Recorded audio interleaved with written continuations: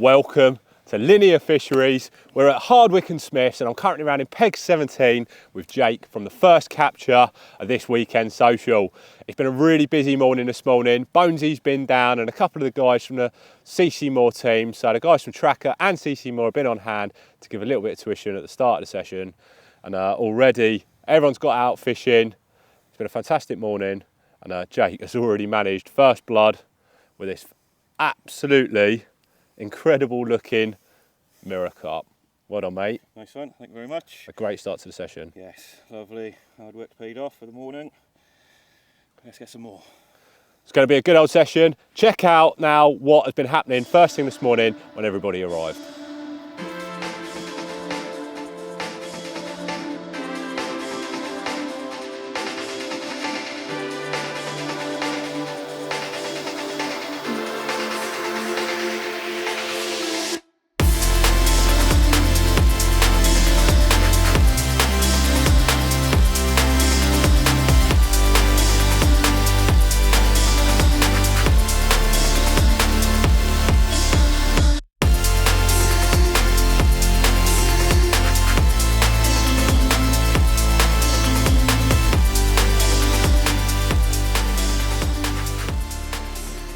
So I'm Bonsey and I'm here with ClubCarp for their social on Hardwick Smiths. Give you a quick rundown on the Hardwick Smiths lake. The lake is sort of split into two. You can almost imagine it like a H shape.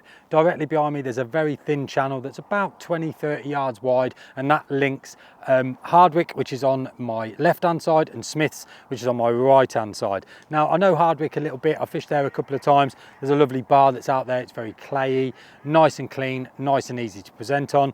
I know the fish in here like zigs. They do like a solid bag as well. You can see the fish, the lads are going to be throwing zigs at them, maybe a couple of solids, but a baited spot will work if the fish are in the mood for a feed.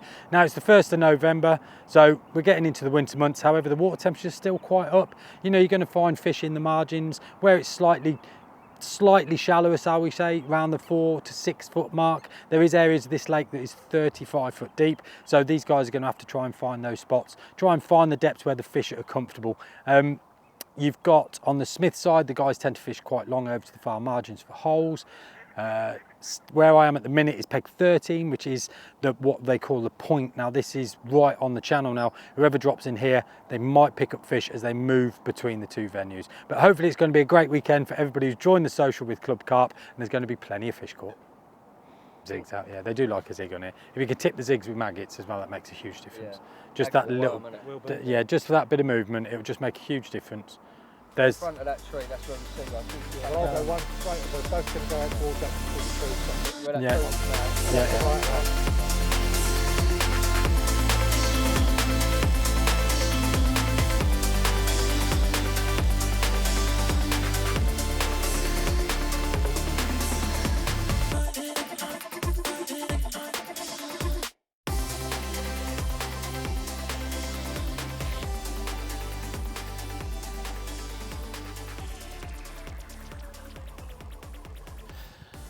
Well, bit of hard work, early hard work paid off this morning. Little spot out there, managed to get two on the spot. Seen a fish move to the left and then put a bag over it. Half an hour, 20 minutes later, one in the net. Lovely. There we are, after a bit of leading about this morning, spotting on a spot. Not too much went out. Seen a bit of activity to the left of the spot I was on. Put a bag out onto that spot, and 30 minutes later, this one's in the net. So let's get it back and hopefully get some more. That's the one. That's it, look at the head, look at the tail, cheesy smile. Smiling more now than I was at my wedding.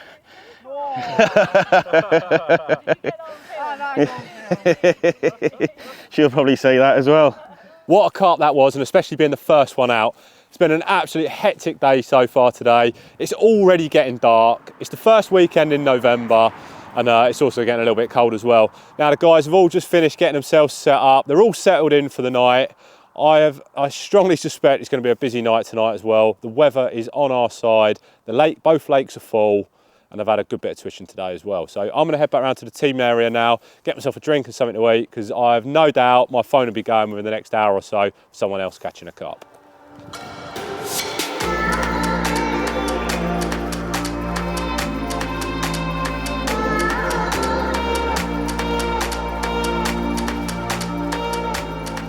Very good morning. Jake has already had an absolute beautiful mirror this morning. What a guy, what a fish. We're now just doing the rounds, dropping off the breaking rolls, and then this afternoon we've got a little bit of twitching going on. Morning, buddy.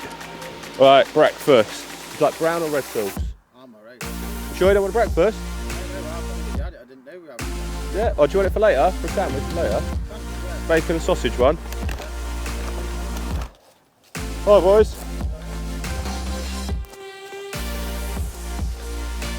Steve, what would you like, brown or red sauce? Oh, brown. Brown. Thank you very much. Like your fingers? Huh? Like your fingers? Like the fingers, yeah. What I'll do is I'll get Sean to come round, because he's doing a lot of spomming at the moment, and have a chat with you about spomming and getting it on that spot. Please. That's all right, we can do that. Because it was a bit all over the place. No worries. So yeah, spotting at range, and sort of spotting accurately, it's something that lots of people struggle with. When you're on these day ticket waters, a lot of the time the fish can push out into the middle areas of the lake, and it's really important to be able to bait accurately over the rods that you're fishing. Getting a bare lead out and getting rods out is far easier than putting these out. But it all comes down to technique. It's not about having to thrash the rod as hard as you can. If you can get the technique right, spotting them becomes easy. So a few sort of common mistakes that I see is, people that have either got way too big of a drop on the rod, or people that are fishing with their rod right up near the tip. Now, when you're trying to get distance, something that I've found personally is I like to have that spot pretty much in line with the spigot of the rod. That for me gives a really nice drop. And when we talk about getting distance, it's about creating momentum, in that rod, really being able to compress the rod. That sort of drop, as a general rule, for me, I find really nice, so that, when I'm doing the cast, coming back, that allows me to get maximum compression and get that rod out to where I'm going to. Now, another mistake that I see when casting far is, people will have the rod, they'll be aiming at their spot, and then what they'll do is they'll bend their arms and they'll sort of come up like this, and they'll keep it close to their head, and you see people sort of bending into it. As soon as you do that, the ability to compress a rod is pretty much gone. Another mistake that I see, again, is when people are trying to cast out, all the work is being done with this right hand and they're trying to throw the rod out there. Again, for short range fishing, it can work, you can be nice and accurate doing that. When you're trying to fish longer range, it's just not the one. You want to be able to get the full compression within that rod. So for me, it's about, first and foremost, really important thing is your stance, making sure that you've got a nice flat surface and that you're able to move your body weight onto that front foot. And then secondly, it's about creating a nice pendulum. I want to be, when I'm out there, I want to have my hands fully extended so I'm getting the most that I can out of this rod. Being in this position and being able to rock backwards and into that right leg allows me to compress that rod as hard as I need to. And then the last thing, where I talk about, the right hand doing the work, it's all about this left hand that you've got on the butt of the rod. That essentially, I think of it as like, the trigger in a gun. All of the power should be coming from how fast you're moving that left hand. So when I'm fully compressed out here, I want to be yanking this arm into my body. So my right hand stays rigid, and that for me is just the guide. That is keeping my rod aiming at the position, keeping everything focused on the spot I want to be fishing. This left hand, when I'm coming back, I'm moving it as fast as I can into the body. That's then compressing the rod. That's working right the way through the rod with that drop that you've then got on the spom, pulling that in, and that speed, then reacts to the tip of the rod, and that's what allows me to get the distance.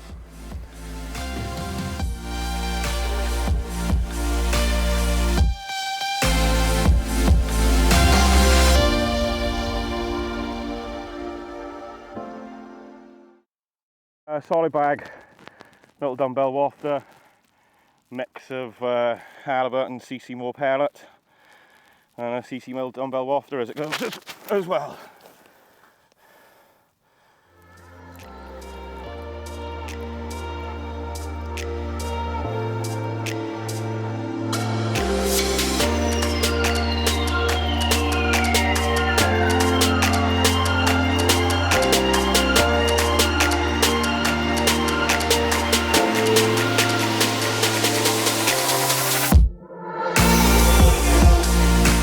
Sam, you're good at guessing fish weight. 30. Yeah, 35. Yeah, I don't know, low 30 is a good shot. Is it? This is zeroed on the sling, yeah? Yeah, I'm going to check it again later, but...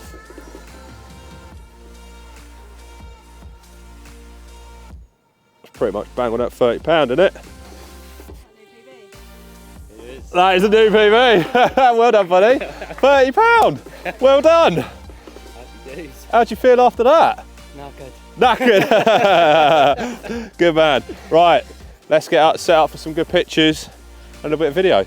Well done, mate. Well done. You've worked hard for that as well, haven't you? Manila active wafter and top is silicone. Yeah. What rig would you use? Slip D rig. Caught with a slip D rig. Yeah. And how many wraps out was that? 14 and a half. I think I was just beating the weed. It's quite weedy over here. Happy though? Very happy. What was your previous PB and what does that one weigh? 27, 26 I suppose. We think it's 30. Think. It's 30. Nice. It's been a really good morning this morning. Even though it's cold, it's November. We've seen a couple of fish come out on the bank now, especially in this Smith side. And we've just had a new PB as well, so we cannot believe that. Unbelievable angling. He's stuck with it all morning. We've got a little bit of tuition going on this afternoon. It's fast approaching at 1 o'clock, so all the anglers are going to bring in their rods, head round for a bite to eat, a little bit of tuition, some fun and games. But for now, let's get up, set up for a few nice pictures and get this fish out of the water. What a carp. Good afternoon, guys. I'm driving. I'm on the tee. Good afternoon, guys. Hopefully you've had a good first 24 hours part of the session. We've seen a few fish coming out already, which is great. So hopefully that means spots are now starting to get a little bit more established. And going into this evening, maybe we've taken on board a little bit of tuition as well. We can start seeing a few more fish on the bank. But hopefully you're enjoying yourselves. I'm going to hand you over to Alex and Sean from the CCMoore group, who are going to go through team, family. Like a commercial group. Like.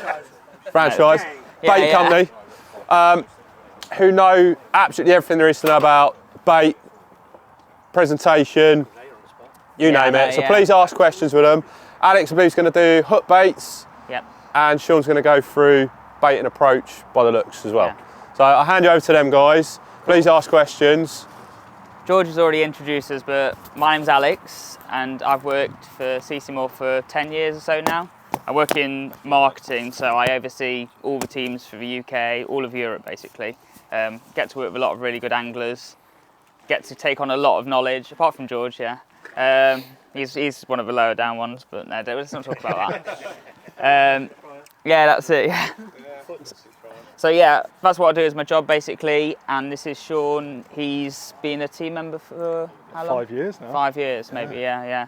We work quite closely together, do quite a lot of filming, bits and bobs and stuff, so work all the shows. So I don't know if any of you guys go to the shows each year, probably get to meet you there, have a chat, talk about bait. It seems to be quite an evolving subject all the time, lots of different bits change throughout the year as the seasons progress and stuff. So a couple of bits we've decided to show you today are quite seasonal based. So these are things that you'd probably take into your approach now going into the cold weather. Like, I don't know what the water temperature is, it's probably like 12 degrees at the minute.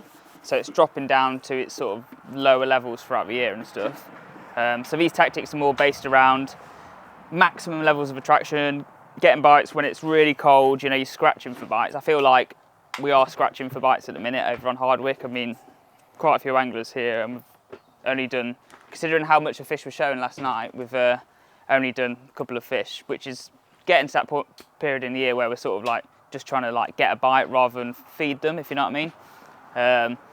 I think if you were to go on that lake now actually and see the amount of fish activity last night, you'd think maybe going in with too much bait is probably not the one. You just fish more like singles and zigs, that type of tactic really.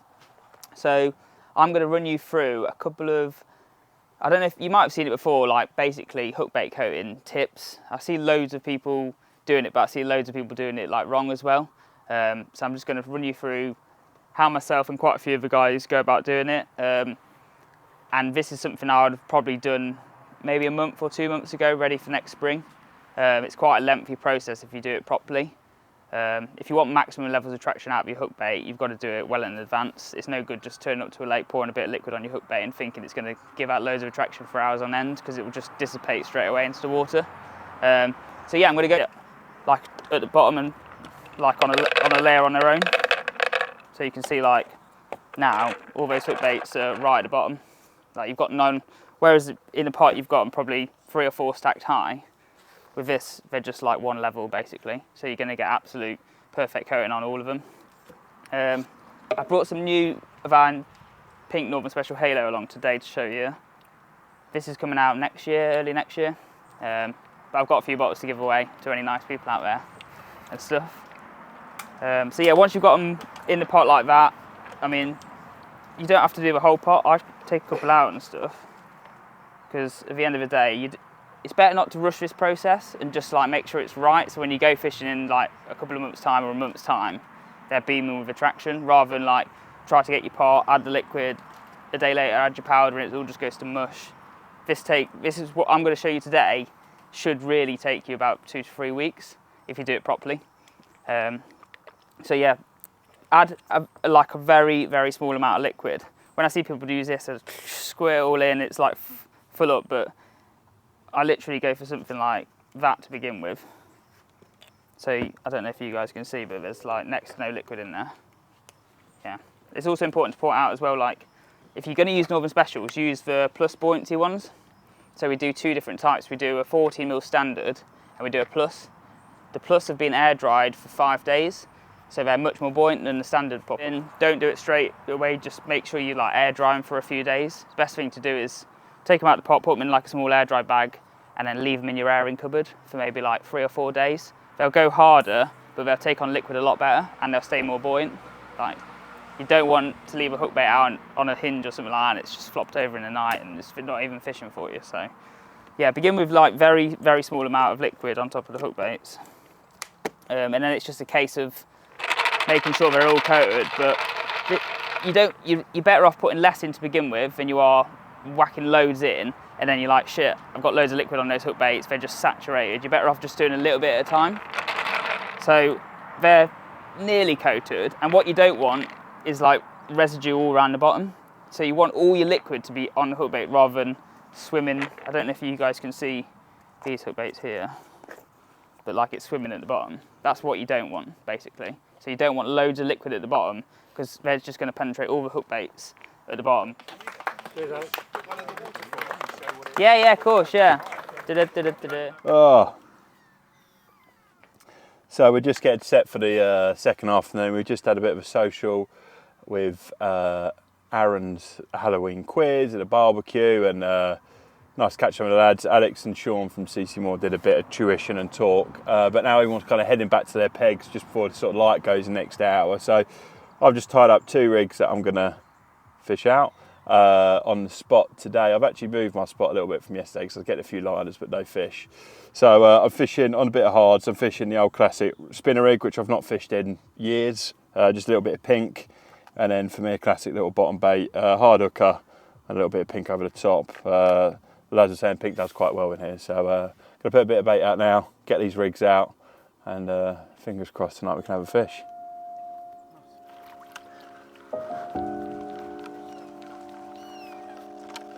Fingers crossed. With a bit of luck, I get these spods out, all right? Bit of luck, it will happen.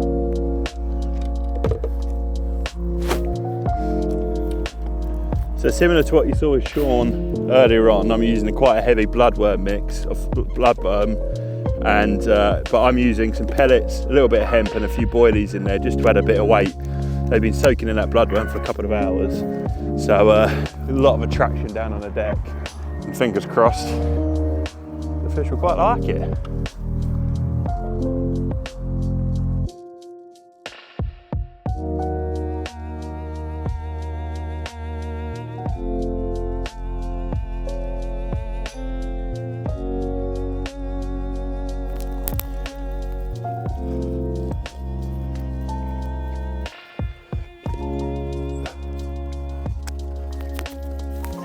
Way driver.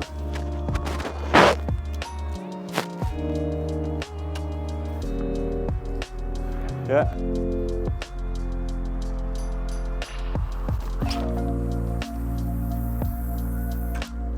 Boom!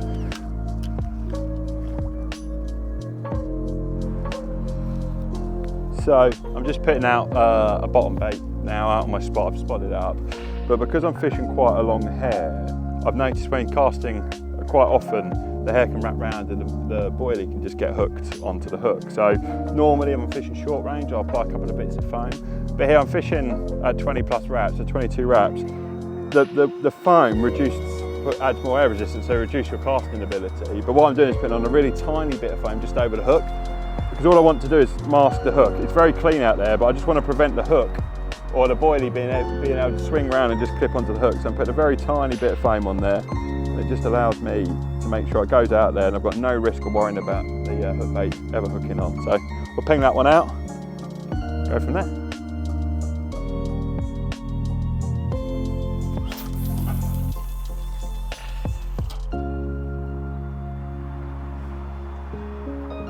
Beautiful.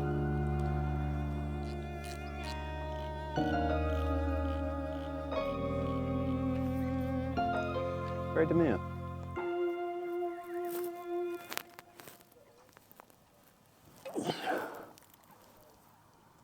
Right, so how'd you catch it, mate? Bottom bait, tip wee bit of corn, 12 wraps out, solid bag. Nice.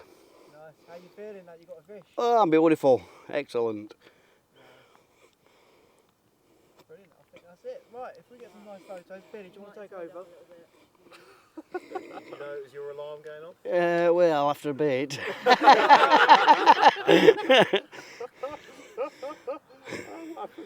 I was watching, what's its name? Harry Potter. Oh, was it? Did he realise? Is that my alarm? There's an alarm going off somewhere, where is it? If you hold it up. Only 3 on the spit and you're the only one that didn't bolt. You were watching Harry Potter? Yeah. Like, oh, my rod. Oh, is that my rod? Is that me? Well, you know, we all wizardry on there. I thought, hey, look, it's magic. Which Harry Potter? I haven't a clue. Who's watching Paul? Just got back to the social area. Thankfully, I'm in one of the big tents tonight, along with a couple of the camera crew, because I have a feeling it's going to be a busy night tonight. Well, I hope it's going to be a busy night. It's already started off really well with Chris and that 24-pound mirror, so a great start to the last evening. I'm just updating the tracker. So throughout the whole of the social, we keep a track of all the weights that people are catching, the totals, the averages, all that kind of thing. So on the last day, we can give out loads of really nice prizes.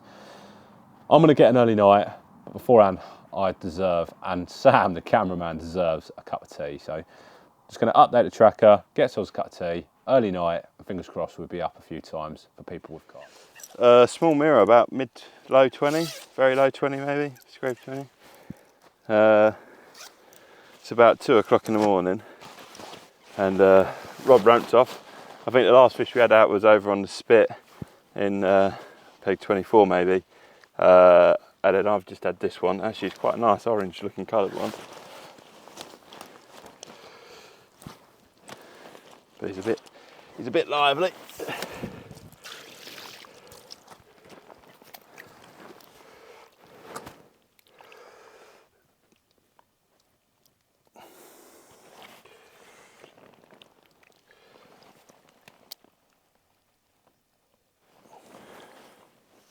Well, there we have it.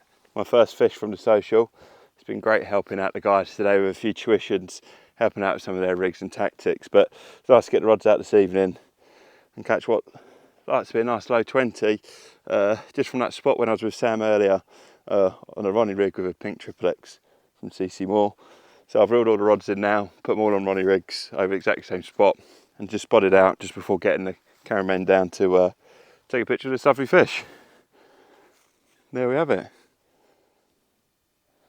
Yeah. Well, there we are. That was a lovely 23-pound mirror. So we're going to slip it back. Just as I was playing this one, Ray over in peg 40s had a bite as well. So I think the cameramen are going to head over to there now. Let this one go back. Fingers crossed, they seem to be showing on the spot. So fingers crossed for a few more. See you, son. Just sat there. He's off. Literally going to Ray. Cheers, lads. And ladies. Thanks, driver. Cheers, driver. Wow, caught fish. Wow, what a fish. Into the last night on this Linear Social, was pretty confident, optimistic, although nothing had been going on in front of us this weekend. A few Pro Stim liver PVA bags put out just before bed, and as always you get settled and then this happens.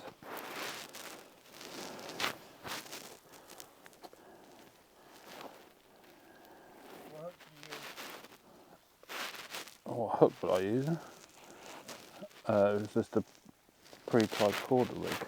I was being lazy. We're going to pick it up and then... Do you want to get this out of the way? Ready when you are. Fucking right. Hate you.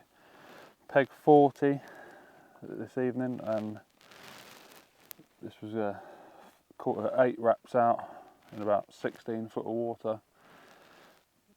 Pro Stim liver solid bag with a yellow NS1 with some hot tritso compound in it.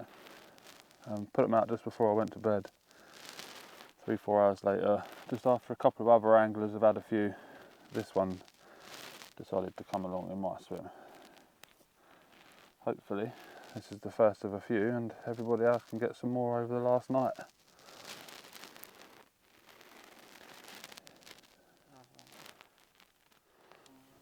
You turn it to the right a little bit, right?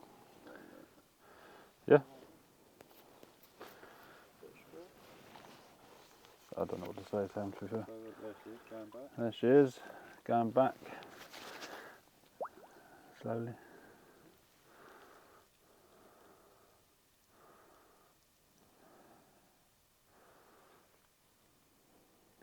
Gonna go.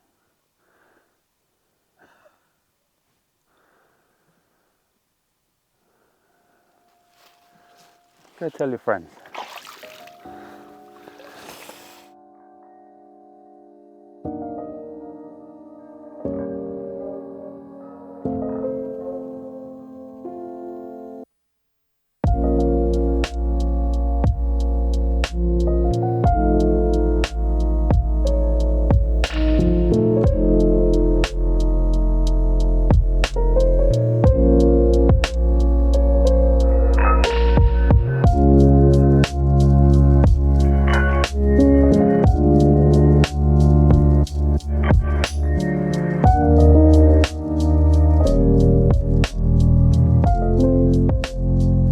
Gents, ladies, thank you very much for what's been a really nice weekend, a really pleasant weekend. You've all been absolutely amazing company, and I'm sure you've made a few friends next to you in your swims as well, if not around the lake, especially when we did the social bits yesterday. So to begin with, just a few special thanks to Angela for running all the cooking, the running around for us. A big thanks to Ange. Our 2 camera gillies, the kids, I call them, sorry guys, that have been handballing the cameras. Jack, Aaron, and of course Sean, that have come down to give as much advice as they can as well. They're not here, but obviously Alex, Bonsey, the guys from Trakker as well, also make these events what they are by giving in their input, their bit of tuition as well. And like I said, the more you ask them, the more you get back out of it as well. So a big thanks to them for coming down and helping out. So guys, hopefully you've enjoyed your weekend. It's been great to meet some new faces as well. If you would like to get booked onto future events, please just speak to Angela or myself after. And we look forward to seeing you in 2025. Hopefully with a new PB as well. We won't forget about yours, Chris.